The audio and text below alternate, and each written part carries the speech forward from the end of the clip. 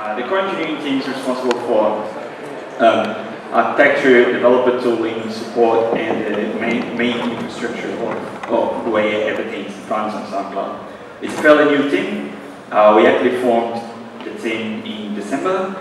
Before that, I was responsible for all of product engineering, which was about 75 people, too many people, and it was a lot of fun, but a lot of work. So today, I want to talk to you all about some of the problems we have experienced at SoundCloud, growing from just a handful of users to a boatload. I am going to talk about two specific things. One is more organization, architecture around that area. The other one's a bit more pragmatic and code related. I don't think we're going to see any code. And I'm not too sure what's everybody's background, so I hope there's something for everybody. And otherwise, I'll be out. You could just chat about whatever you guys want to talk about. Which is a good point. I don't actually know how long it's going to take, and we just do the rest. If it's too short with questions, I'm more than happy to answer any questions you guys might have. So, all right, SoundCloud. So, who here knows SoundCloud? That's good. I like going to universities. Everybody knows SoundCloud. When I go to more stiff conferences, people are like, yeah. So for those of you who don't know what SoundCloud is arguably the largest audio repository online right now. If you consider YouTube to be an audio repository, we're smaller than them, but they are video websites, so it's a bit different, which is a little bit in this perception. But what we have at SoundCloud is pretty much everything.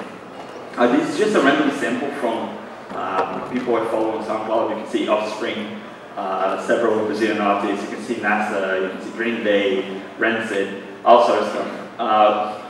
The way to think about what SoundCloud provides on audio and music is that we have everything from the sound of bats having sex, and I'm not joking, to Skrillex, and to me they sound exactly the same. So, with all these different kinds of content, one interesting thing is that we actually let people upload their own tracks. So if you're an artist, you can upload your stuff, publish your profile, interact with people who may dig your music or may not dig your music, and that kind of stuff. And we grew over time. We're like a 7 years old company, and right now we have about 11 hours of audio uploaded every minute. And this is an interesting one because uploaded doesn't really tell you so much what this is about. Every time something is uploaded to SoundCloud, we need to transcode it because maybe you like to use OGFOX or whatever different codec. We need to normalize the codecs. We need to pass this through a massive pipeline where we do data analysis on the track. We try to extract features that would then empower our export and discovery features on the website. We do all sort of crazy processing, and this needs to be real fast because it's a non-stop stream of audio being uploaded all the time.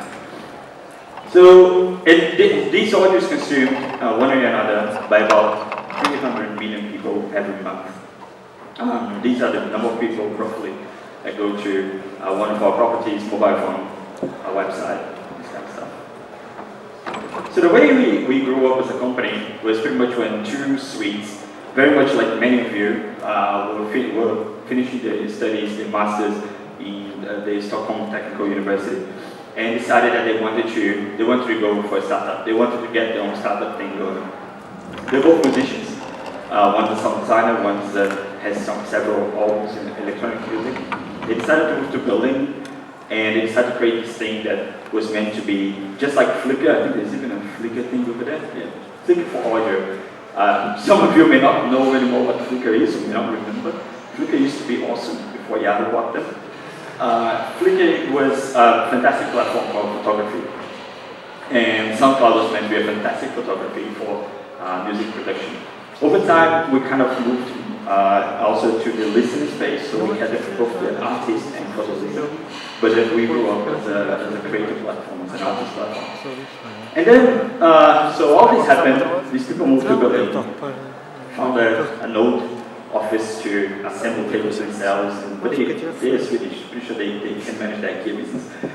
But they go in and eventually they release a website. So these articles from 2008, that's way before I joined.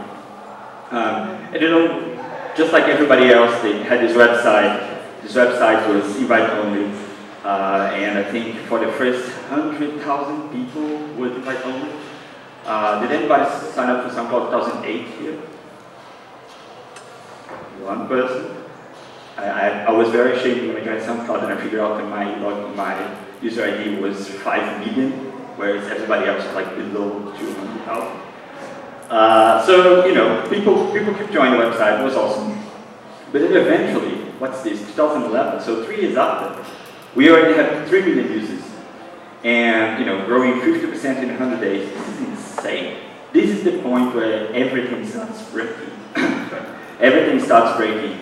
And your systems, your processes, your office, there's no way you can make anything work anymore and start running around the building. And it's also the most awesome time of your life because somebody's actually using your product. This is one thing that, I mean, today being an event focused on the startup thing, on the startup scene, one thing that I want you all to keep thinking is that it doesn't matter what you build if nobody uses it. So this is what you're looking for. It's like amazing. We have 3 million people. We have no idea what we're going to do with these people. We have no idea how we're going to get money. But yes, let's do this.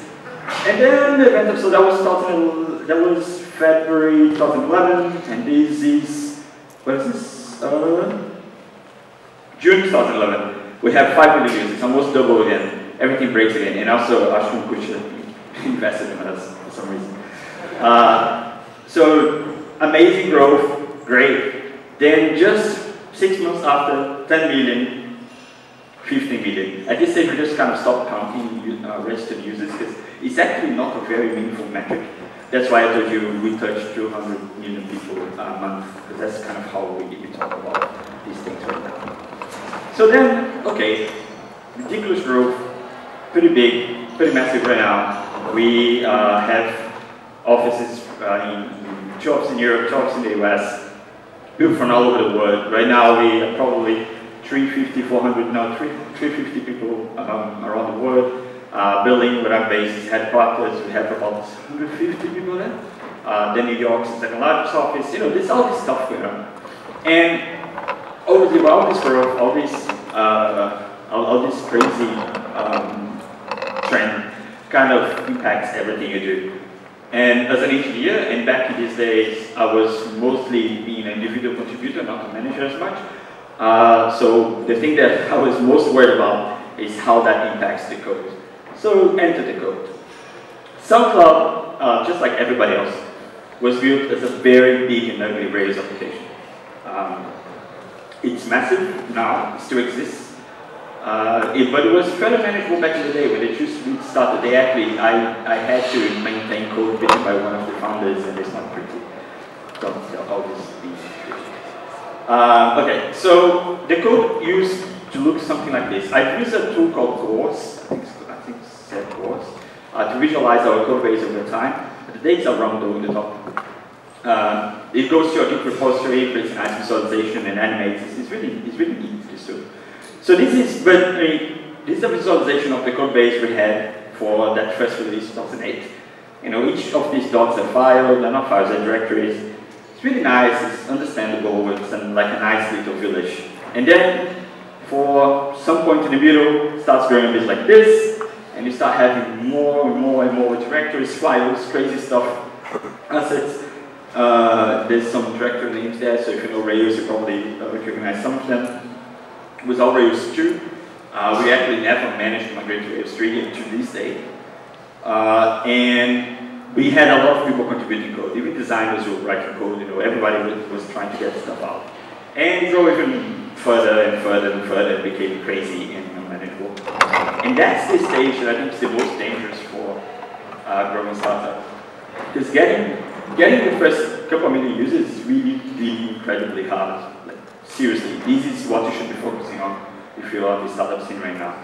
But then it gets to a stage where you have some money, you have a lot of users, your competition is after you, because now people know of you, they're going to try to copy your ideas and try to do everything you do, but better. And they have a clean slate, right? They start from scratch, blank sheet of paper. They don't have to fight the tech debt, they don't have to deal with all this complicated code stuff.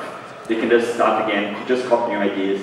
And it gets you really frustrated because you have 50 people in the building, and it seems like when you have only 5, you were much faster.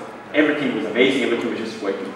The moment you get all those people and they have to talk to each other and you have to start organizing offsites, then no. We are low. We are low in productivity. And this is actually a shot we had in the office for a bit, in 2011 maybe. It's the number of high fives per day. And you can see we had good days, but we had pretty shitty days. And it was funny, almost it was a joke, but it was definitely correlated with our way to express our mindset around if we're being productive, if we're getting stuff done, and all this kind of stuff. So, as a group, we used to, back in the day, it was very still, I think we had 40 developers. It was fairly manageable to make most decisions as a group. And we decided to do something to change this. And then comes the first thing I want to talk about, which is the challenge of not driving the engineers insane. And this is an interesting one, because the first thing you have to do is to actually find engineers. The two guys who, I don't know what kind of different disciplines and majors you have here, but these two guys, Alex and Eric, they actually majored in business and IT, more focused on business than IT. And everything that they ended up building it worked fine. They actually one of them is a very good designer, but they couldn't scale. None of them would become the architect of the new version of the website. At the same time, they had no money to hire somebody to be the architect of the website. They couldn't say, hey, person from Google or YouTube or whatever, come work for us. So they had to find people. And this as a manager now, I think I spent 30 to 40% of my time just in recruiting tasks, because it's still very, very challenging. So this is the first challenge, actually finding engineers. Let's assume that you're lucky and you actually found some engineers to work with you. Maybe you got some freelancers with some seed money you have, I don't know, you found somebody. And then you have all these people being dropped into like this. And that's a bit crazy. Because back in the day when there were only the two sweet guys working on this SoundCloud.com thing, it was pretty awesome. They could just, get stuff done. Amazing. The more you introduce people around, the slower things get. And I don't think I've read anything too formal or detailed or pretending to be science around this. But there's definitely, I believe, strongly there's a maximum number of people that could be changing a code base at the same time. Otherwise, you just step on each other's toes all the time. And we definitely reached this number. The moment we reach this number, again, still community of 40 developers maybe, we've decided to do something about it, and there's something we've done is what everybody used to do, and some people still do, is just pull requests. We use Git extensively at SoundCloud. We don't use the Git Enterprise, we actually use GitHub.com. We don't use GitHub Enterprise, we use GitHub.com. And we used to have a policy of all changes need to go through pull request. A pull request needs to have 2 + 1s to be merged, and everything will be right. Okay. Interesting, like you see the number of pull requests open is 10. If you've read anything about agile methodologies or lean product management, you see that having 10 things in progress, it's insane. You really need to reduce the number. But at the same time, we couldn't do anything because each of these reviews would take forever. But to make it worse, even if these reviews are taking forever, we are not too sure that the quality of what we're getting from this process is actually high. We have comments like this one. This is the kind of stuff that 90% of the comments on a pull request would be about. Hey, there's too much white space. There's too little white space. Hey, your comments are wrong. And meanwhile, more and more actually questionable stuff was being pushed to the code base, but people doing code reviews were actually focused on the small details, the easy things to find. We still use pull requests for all of our shared code bases, so our code bases are now owned by one team. We have what we call an internal open source model, where if team A wants to contribute to team B, they send a pull request to that team, and it works fine. But not for the main products we build on. The main product we build on, most teams just commit to master and are happy with it. But to do that, we needed to find a way to have all these 40 developers working in parallel, in 40 different things at the same time, without killing each other. And the solution we came up with is what can be called feature teams. It's not something new, it's what everybody does. Sometimes they call end-to-end teams, sometimes they call vertical teams. But the philosophy here is that these teams are going to have everything they need. Well, the original philosophy is that they will have everything they need to be able to do hopefully 80% of whatever's in the backlog without relying on some other team. So they have a designer, they have a front-end developer, they have back-end developers. If they need some machine learning things, there's going to be some machine learning person on that. The product manager working with the team. It all works cool. But the main problem is that how can we have feature teams in one code base? So what we've done over time, and this, I'm telling you starting in 5 minutes, but this took 2 years iterating on several different shapes and forms. But what we've done is that we looked at our SoundCloud.com application, and we saw that there's not one SoundCloud.com application. Actually, we were pretending that this thing was one app, but it was a boatload of different smaller apps within that one. And we started thinking, can we actually pull that out? Do they have to be the same code base? Do they have to be this one big blob where, if I change this guy, then I may break that guy that I don't even know of? Do we have to do like this? And overall, the conclusion, after several years and several iterations, that no, we don't. So we went to a model where each of these teams, actually our original, I don't know, I can't remember how many people were in the original team, but the original team was dispersed in smaller teams formed around each of these areas. It's just an illustration, there's actually much more than this. But it's like, several different teams were formed to work on different areas. And funny enough, I think 90% of these teams have decided all by themselves not to use Rails for what they're building. We only had like 1 or 2 other Rails apps. Everybody else used something different, some completely different programming language for most times. So let's talk about this, one of the problems in the architecture that we had to get to this stage, or how we got this. So if we get a Rails application, or it's very similar to many other frameworks, there's a lot of stuff into one app. You have domain logic, you have your controllers, which in our case, we used to have the UI controllers, that's what renders the HTML you see in the browser, and we also had the API controllers. So SoundCloud has always had an open API for developers. So for example, if you use Ableton Live to produce your music, you can push from Ableton Live or from GarageBand on your iPad, you can automatically upload to SoundCloud. That's done through our open API. So all these two things, these two sets of 2D applications, plus domain logic, which like everything, and in Rails it also includes talking to the database, sending messages, sending a rover to Mars. Rails does everything everywhere. And this is all complicated, and we needed to kind of break away from this model. But one thing that happened without us realizing is that I actually don't have a screenshot, but our current website is what's now called a single-page application. So it actually runs mostly on your browser and talks to the API. There is very little server-side rendering. Actually, it's becoming more and more.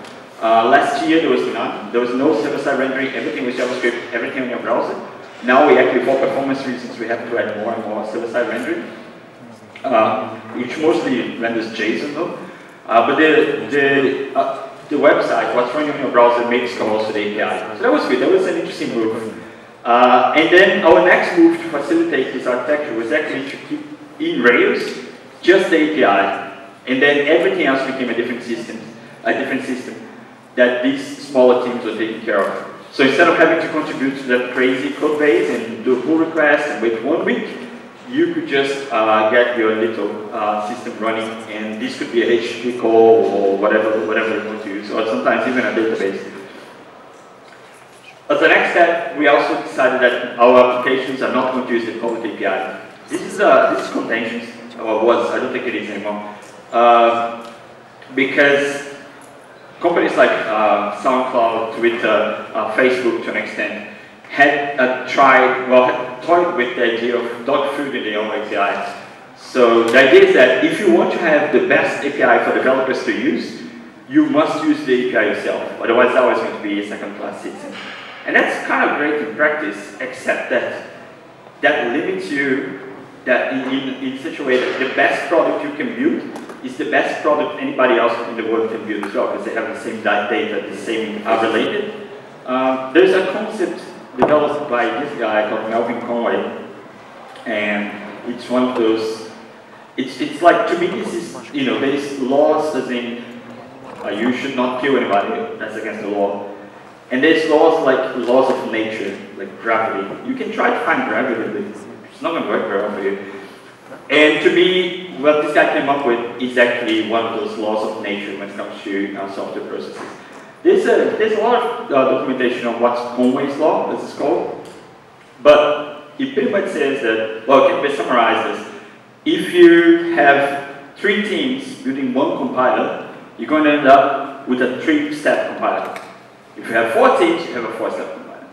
Because the way we build systems, and they're just not software systems, it's like all kinds of systems, tend to mimic the way we communicate, or the channels of communication we have. As a manager, it's actually good. It's like, again, about gravity, related to what I was talking about gravity. Because if I know that gravity exists, and if I make calculations with it, then I can make planes fly. Because planes are not like defying gravity, they are working with gravity. It's the same with this thing. If you start thinking about this, as your organization keeps growing, you can make this work in your favor, or you can forget about it altogether and have a real horrible time. So how did this impact SoundCloud in general? Well, I was telling you that we had all these people working all different boxes. At some point, that's another interesting growing pain of a startup. When I joined, we had one office. Then we outgrew this office. We could not find office space in that building. We hired another place across the road. We outgrew this, we hired another place. And then we ended up, actually, but all these 3 were going at the same time because we couldn't find a space that was big enough first. And then eventually, we actually got a place, one urban station up, so it's like 1 kilometer up. And the team was massively distributed. Even though everybody was in Berlin, even though everybody could go for lunch together, was a huge distribution problem when it comes to collaboration. So all these people, like these guys, are never really talking to these guys as much because they don't see each other for coffee. These guys are in an office where everybody is in marketing, but 2 engineers. It's really complicated, and it was quite challenging. But then back to Conway's law, the way it is reflected in our architecture one way or another is something like this.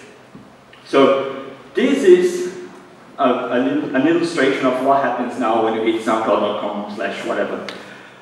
Something is going to be hit first, which is one of those boxes I had in the middle, the API controllers and all this kind of stuff. And then you're going to make requests to various different systems. These various different systems are going to make requests to other different systems, and other systems, and other systems, and other systems. And this is the point where you start having a lot of problems. Excuse me. So one is that if you've been through distributed systems class, you probably heard about latency. You probably heard that those calls are not for free. In-memory calls tend to be extremely cheap. You don't think about it. Function A calls function B, whatever, nobody cares. When you actually, function A calls function B, goes down a wire, and maybe, for example, in our case, the wire could be between Amsterdam, where our main data center is, and the West, where our other stuff is. Just, if you're writing code in your favorite programming language, your favorite programming language probably has a dot to call methods, because most have, unless you do Objective-C. In this case, I'm really sorry for you. But if you press dot and you type in the name of the method you want to call, in this scenario, you don't know anymore if you are doing something within a box or if you're doing this. Obviously, you would know because you know that method actually calls this service and all this kind of stuff. But honest, when you have 100 people writing code at the same time, these things are not that obvious. This is bad. And then it's the time where somebody raises their hand and say, but in that case, why the hell did you split the systems? Why don't you put them all in the same kind of box again? It's a perfectly valid approach. This is actually how Etsy and Facebook and Google, to an extent, build their applications. But that has like many other problems that also can be addressed, but a different set of problems. You're just trading one problem for the other, which is really out of the scope for this talk. But I'm happy to talk about over beers or whatever after. But also, this is an interesting conversation in general, because there's nothing specific to SoundCloud about this. Actually, this is a picture. This is a very meta picture that for this topic. This is a picture from Adrian Cockcroft, who was the main architect for Netflix, posting a picture of the Twitter architecture. So that little Death Star there, it's Twitter's version of this. So this is how, you go to twitter.com, you post a tweet, it will go through all of this stuff, or some subset of all this stuff. And Adrian's saying, it just looks just like the one we had in Netflix. So the architecture we end up with, which we were not inventing from scratch, we actually based on prior work, it's the same Twitter has, it's the same Pinterest has, it's the same Netflix has. These days, these things are called microservices. If you've been to a conference, one of the big conferences like QCon or Go to in Europe, every second talk is about microservices on Docker. The third one's about Docker with microservices. I'm going to do a talk on microservices next week at QCon London. But this is how people are building systems these days. There's books being published. It's all good. It just causes a lot of problems that needs to be addressed. And an illustration of the SoundCloud version of this problem is this. So if you sign up for SoundCloud or start using SoundCloud less than 2 years ago, maybe, you may not know this screen. This is how our website used to look like, except this bit, which I know is obvious. But this is a 9-inch nails profile in the old website, and as you can see, this makes 3 backend requests. It's pretty okay. Most stuff is rendered on the server. This page has a bit of JavaScript that it was pretty much write-only JavaScript. It was insane and hard to maintain, so nobody ever wrote JavaScript. We would do server-side rendering, do not touch that code. This says that's with a mess. But anyway, it worked. 3 backend requests, pretty good. Enter the new website. 159 backend requests. This is not that related to the architecture change. It's more related to the fact that this is a single-page web application. So it all runs in your browser and talks to the API. And if you remember what I said before when discussing the API is fairly generic. So there's no a lot of opportunity here. If you look at these calls, they're api.soundcloud.com. And there's not a lot of opportunity for us to optimize to reduce the number of calls. But that said, a lot of those were cached in the browser and it's all good. Even if you reduce this to 30, it's still from 3 to 30 is way too much. Everything breaks. Everything breaks. We got like load balancers breaking. We managed to break Nginx for some way. I don't know how. Everything we had was just going crazy. We had to do something about being able to manage all these requests. And the solution is funny. João, Francisco, and I went out last night, maybe, and we actually were talking a bit about stuff that you learn in school and you don't necessarily apply in practice.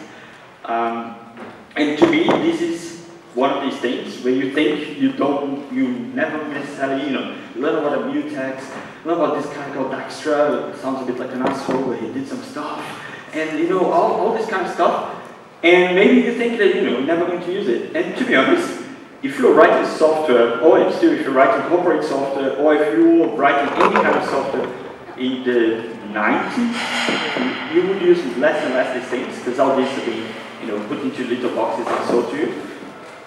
But more and more these days, when you get at this scale, you really need to go back to understanding the concepts that you guys are learning here and in books and in other different things.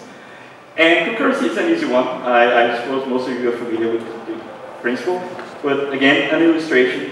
If you think about requests to SoundCloud.com, think that we have to go to 2 databases, we have to call 1 service, we have to, I don't know, what else, send an email or whatever. If you do them step by step, first do this, now do that, now do that, now do that, this kind of what happens, right? So you first do that, then do that, then do that, then do that, and then the total time it takes for a request is all this. And that kind of sucks, because are you sure that you must go to database A before going to database B? Are you sure you cannot do these 2 things in parallel? Sometimes you can't, because sometimes the output of one process, the input of another process, that's fine, you have to change them together. But oftentimes, no, you can do stuff. What I want to do is something like this, where there's still some chaining, there's still some dependency, but the time's much shorter because you're doing many different things in parallel. If you're lucky, you can actually get to something like this, where you're actually executing multiple of things at the same time. And this has really this is a really strong dependency on the kind of runtime you have. Back to what I was mentioned before, we grew up as a Rails shop, just like everybody else. And the main problem we had is that Rails 2, at least, I haven't done much Rails after 2, to be honest, but at least Rails 2, the MRI in general, the support for concurrency is awful. We spent a month trying to make this kind of stuff work in different ways, not trying to solve the general problem, make it work for us. We kind of gave up, and then we went to the industry, and we went to the peer companies, to Netflix, to Facebook, saying, hey guys, how are you solving this problem? Because there's got to be some answer here, right? And funny enough, we actually got in contact with Twitter. We got in contact to everybody, but with Twitter was a special one because like you guys all here in a startup thing, I know there's a hackathon going on, and maybe in 1 year's time I will come here, say hi, and one of you are going to be talking about getting funding or something like that. And one piece of advice I offer you, something I did not learn before joining this kind of industry, is that your investors are not only going to give you money, they're also going to bring a network of people that they know. And this is extremely important because you, as a small fish, you really need to be introduced to people, because nobody gives a shit about you. Like, they're all busy doing their own stuff. So the fact that we have one of the investors in SoundCloud as USV is a guy called Fred Wilson, also invested in Twitter. If you read a book called Hatching Twitter, which I definitely recommend, it's a great book, Fred Wilson is like there everywhere, because it's a really important part in some of the initial changes and craziness at Twitter. So he's also an investor on our side, loves SoundCloud. We got him together as a contact with some people, and what those people told us is like, oh, what we're doing is this. Turns out Twitter has an open source project called Finagle. Netflix has a very similar stack, but it's a different thing. It's also open source. It's amazing that all these companies who invested a lot in building these things make them all open source and free for everybody to use. So Finagle is it's mostly an asynchronous RPC, generic RPC framework. There's a lot of words. What it means is that it lets you do all these kind of concurrent requests over HTTP, Thrift, what else? I don't know, so many different protocols, Redis, MySQL. You can talk to all these kind of persistence layers or system-to-system communication in an asynchronous fashion, which enables the kind of stuff we're talking about here. Finagle is built on top of something called Netty, which is a Java library. It's really, really nice and straight. It's sponsored by the main developer is Red Hat, and they have a lot in JBoss. They have a lot of people working on this. It's pretty awesome, but it's really low level. You have to deal with buffers and checks. Whereas Finagle puts a very nice, a set of very nice abstractions on top of this. The interesting caveat of using Finagle is that Finagle is written in Scala, because Twitter had a very, very similar move similar move to ours, from a Ruby on Rails application that would fail away all the time to an infrastructure that's mostly was kind of very close to 100% based on the JVM and very much based on Scala. So back then, we had a culture of you can use whatever language you want. Right now, we still kind of have this culture, but some teams I work with, the role of the organization is to make sure that if you use some of the language we actually support, and support doesn't mean allowed, you're allowed to do whatever, seriously. It's support in this case means we actually know this technology well enough, we're building tools around this for things like missing and all this kind of stuff. So we had to figure out what was our supported language back then. We were very close to just taking Java, just biting the bullet. If you look at Spotify, Spotify is close to 100% Java. They only do Java and C++ pretty much. And we were very close to this, but because of Finagle, like, you know what, maybe let's do, let's focus on Scala. So today at SoundCloud we do very much, like, almost everything is Scala, except JRuby and Clojure. And I'm a big Lisp fan. I've been doing this for a very long time, in Clojure for a very long time. But I think it makes perfect sense that Scala, that's a more strict language, is our main programming language right now. And the community is awesome. We were able to hire great people for the Scala community. It's pretty good. So to kind of give a better understanding of how these two tools helped us a bit here. So this my profile page is of like 1 year ago actually. This I probably should go to my profile page now, it's different. And let's look at this, right? So there is some playlists here. There's a button over there that's depending on the country you are in. For example, if the US, there could be an ad. Because I was in Berlin when I took the screenshot, it's probably just a SoundCloud ad announcing SoundCloud features. There's a search box, there's like my tracks and stuff that I've reposted. There's some social media stuff here. There's my profile, number of followers, all this stuff. We're thinking about the way we structured the different systems again, different teams. Almost each one of these things I mentioned come from a different team, come from a different system. So to render this one page, even if the browser doesn't necessarily make 100 requests, the browser is going to be hit one box in that diagram, like that tree-like diagram, and then that one box is going to make 4 requests, and then each one of these 4 are going to make more requests. So it's insane, right? It's a lot of stuff going on. But even with this is a screenshot of logs that I had running while rendering this page. So this page was rendered probably against my computer. And each one of these lines is a request made to one of those small boxes, which we call microservices. It's a lot. And a lot of them actually disappear. While I was preparing these slides come from, I've used them in a different talk as well, and I realized that there's a lot of stuff here that is just not necessary. It's like I don't know many costs to purchase. They shouldn't be there. But anyway, there's a lot of calls, and again, we could serialize them. We could make one, then make the other, then make the other, then make the other, then make the other, or we could try to make them in parallel.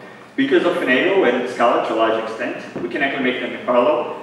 And this means that even though we have about 50 calls to generate on one page, and even though each of these calls can take 10 to 40 milliseconds, which is actually pretty bad. My goal for the end of this year is to get my teams to reduce this to 1 to 4.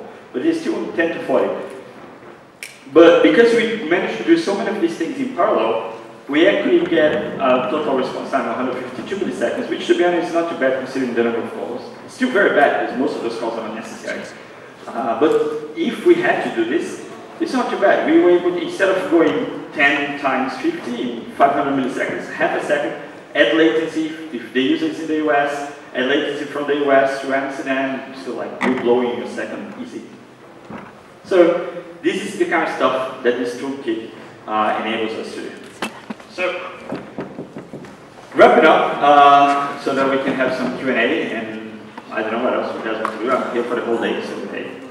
How we ended up? What did we do? We ended up coming from one massive application.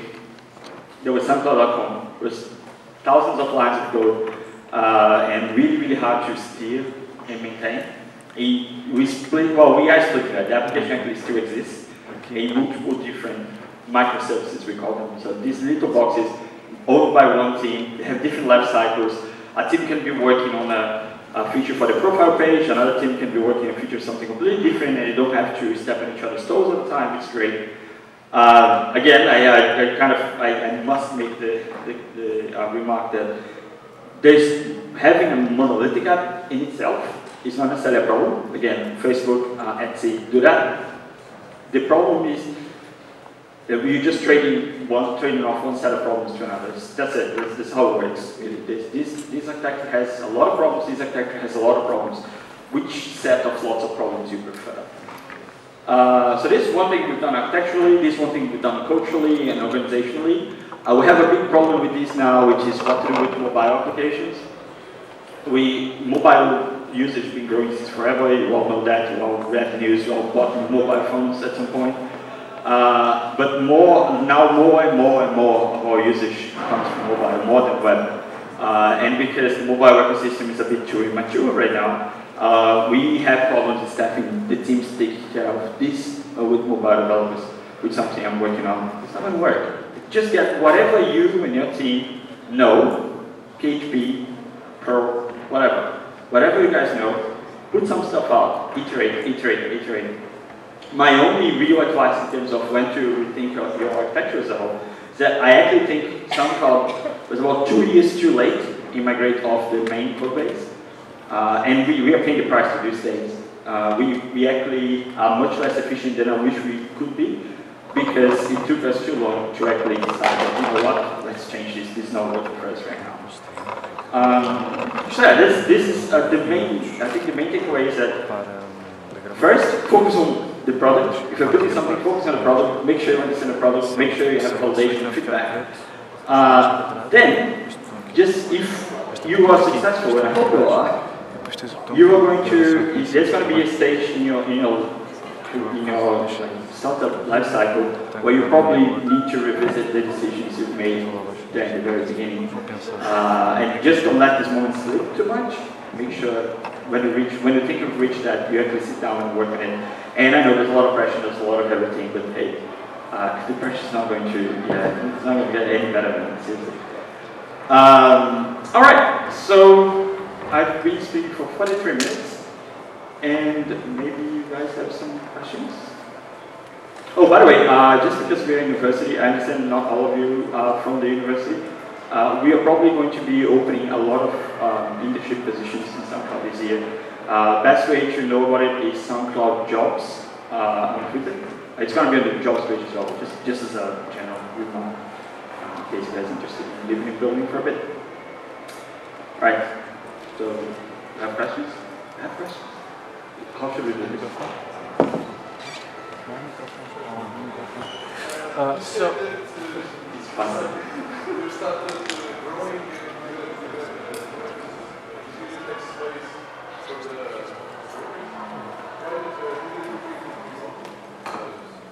Good point. So, question for the camera was because we are having so much space, and also I would add to that the fact that, to be honest, having a startup in Europe is one of the hardest things to do. Because people who have experience in it, who are in America or other places, do not necessarily want to move to other countries. It's really complicated. We did do a lot of remote. We had, at different points of time, several different teams working completely remote. At some point, we have decided that there's no working. So right now, you can apply to work remotely. We had somebody who spent 3 years just traveling around Asia and working, and his project and his team was happy with that. But as on a regular basis, it's very unlikely. The only exception we have right now is our London office, because there's only one engineer there, and she just works from home because she doesn't want to hang out with the marketing people.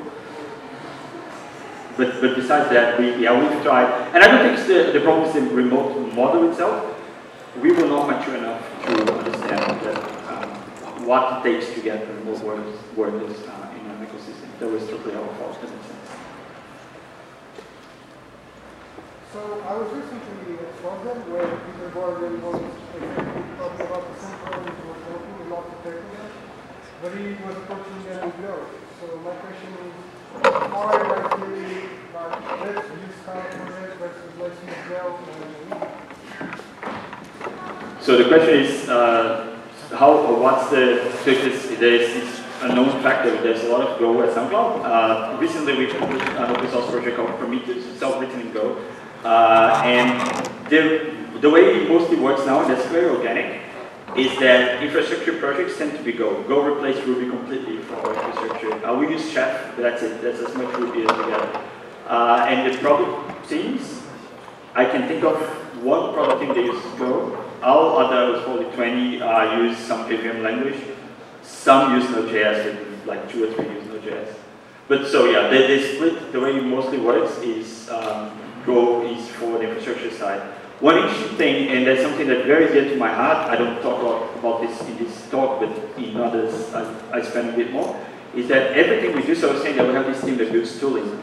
Everything we do, we make sure that it can be used from any other language. Even if you can use the library itself, because it's a jar file or whatever, whatever that jar file does is a spec that's available for somebody to implement on a different programming language. So Peter Boron, you mentioned, actually started an interesting project called GoKit, which is, yeah.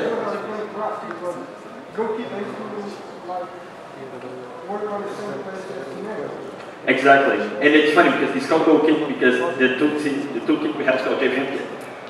So yeah, it's, he, I mean, he's really passionate about Go's language, and I think he's seen why people would not use it for products right now, and he's trying to address that problem, which is pretty good. But yeah, that's kind of how this split works right now. So it's still just for infrastructure and not yet for... The playback team uses Go, so all URLs to MP3 files actually come from a Go interface. They stream, the current stream infrastructure is in Go, it's migrating to Scala as we speak. But yeah, these two products I can think of are in Go. Everything else is in other language, not necessarily Scala, but other language.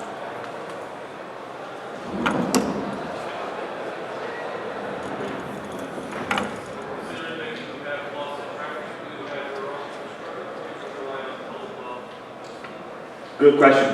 So the question was, considering the traffic, do we run with our own infrastructure, box systems, and data centers, or we use Amazon or public cloud, some Azure, some other offering? Both. SoundCloud grew up in Amazon. We were one of those companies started with a credit card that may or may not have expired at some point. But like 6 years ago, I think it's the right time frame, we had a lot of problems with Amazon, especially the loud neighbor problems, which still exist, but it's much less of a problem these days. And then by the time, I think we're getting Series A or Series B funding, and we decided to get space in the data center in Amsterdam. So we've had now 3 different data centers all in Europe, because we're a European company and we must run our stuff in Europe. But we do offload a lot of our work to Amazon. So test environments, transcoding is actually all made in EC2 instances, so we don't actually run the transcoders, we just build the AMIs and ship to Amazon, and they run it for us. And obviously all the order is in S3 blobs. I'd say that it's funny, because if you look at how YouTube had to deal with these problems back in the day without having S3, like, we had it easy. I have no idea how we would be able to store so much stuff if we had to actually put disks and do that ourselves.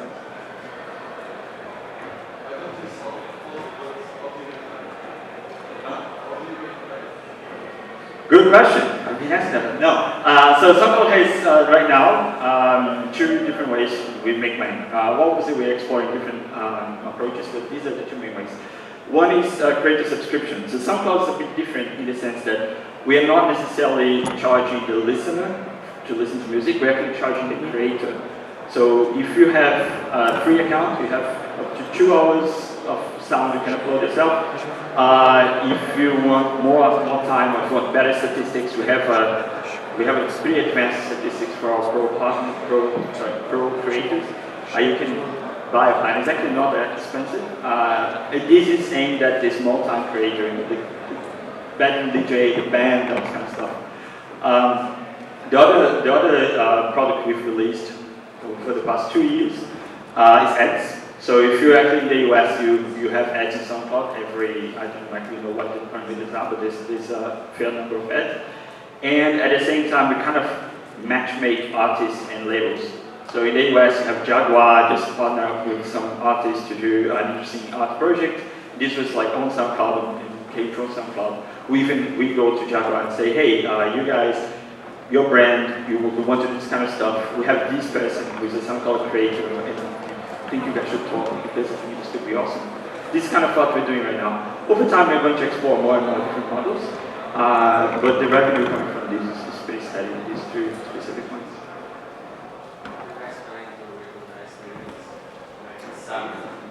There was, so we have one thing that I want to mention. We have what's called Hacker Time, which is a 20% project, just like based on Google's. If you know Google, they say it's 120% project. You work your whole day, then you go work your own stuff. At SoundCloud, a lot of times people take Friday mostly to work on interesting projects they find. And a month or so ago, we actually had somebody from our discovery team doing exactly that. But I don't think it's going to go live, at least not right now.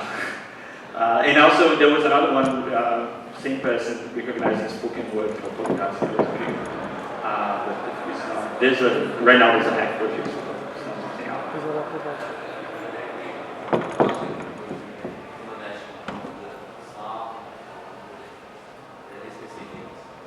If you do the way we do recommendation. recommendation. We actually work a lot on our recommendation algorithm, which they explore a bit in the website. The main interesting thing we have is that everything we have is algorithm. We don't have any editor working in SoundCloud, so all we put, it's all based on what people write. And one thing that I found out working close to that team for a bit is that people are pretty bad in writing metadata themselves. So right now there's a lot of investment we've been making over the past 2 years in understanding the audio file itself, instead of relying on somebody to tell me that this is rock music or this is electronic music. Because reality is each artist thinks they are a snowflake. Like, no, I don't do minimal techno. I do psycho minimal Berlin style techno hashtag. And like, oh shit, I can't, no. So we need to understand that actually it turns out you sound very much better than the outcome. So it's a massive investment to make. We have I think a 30 people, no, it's not 30, it's about 20 people team working on the aggregated.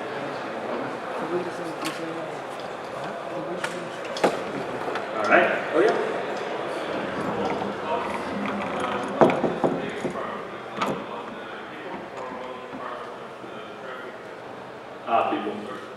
People. Yeah. It's. I mean, I think it's reality for most companies. Salaries are always going to be, especially in software development, going to be really very much big deal. But yeah. Yep. How long did it take for you to make the transition, the teams from a single team to a group of teams? How long did it take you? And were there offering resistance, or it was an easy process to make that transition? So first question is, how long did it take to make the transition to feature teams? And second question is, how much of a resistance was there between these people? We had many different iterations. I mean, I really simplified the process. The first iteration was really simple. I used to have a team with like 20 people, and I said, you three, you go that way, you go that way, you go that way. And there wasn't a lot of logic behind. I had stupid names, like one team was called external integration. What the hell does that even mean? I don't know, but you take care of this system, that system, that system. One interesting thing we've done was that I told these teams, I didn't want to push them on what they should be doing, but I told them, like, look, you do not need to send code to the main Rails code base. You may, if you want, but you don't need to. Like, oh, what's the other options? I don't know, figure it out. And then eventually everybody kind of figured out what I wanted.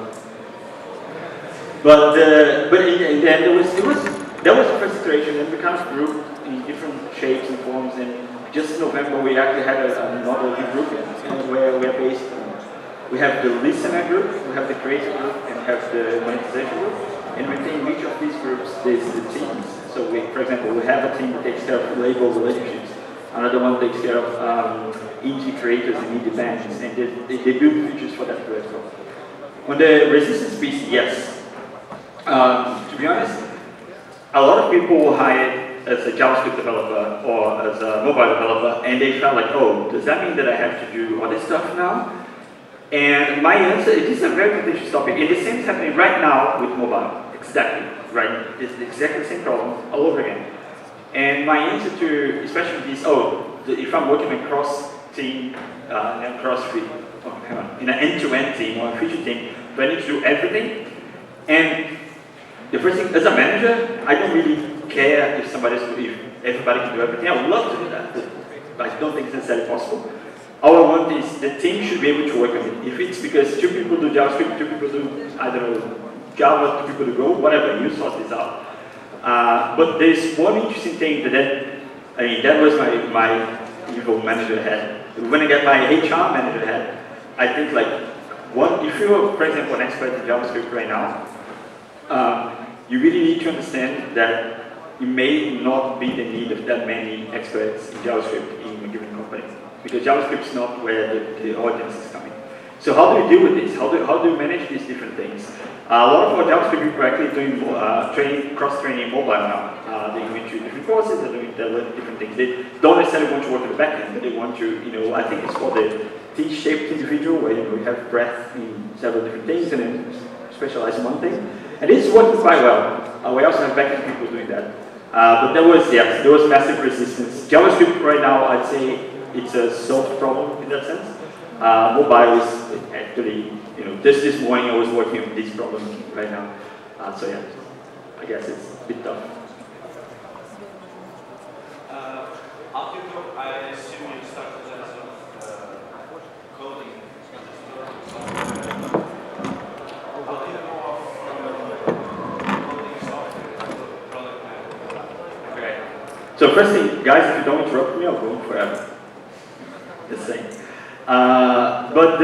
So the question was, how do you go from a developer to a manager? I'm not a product manager. I'm an engineering manager in that sense.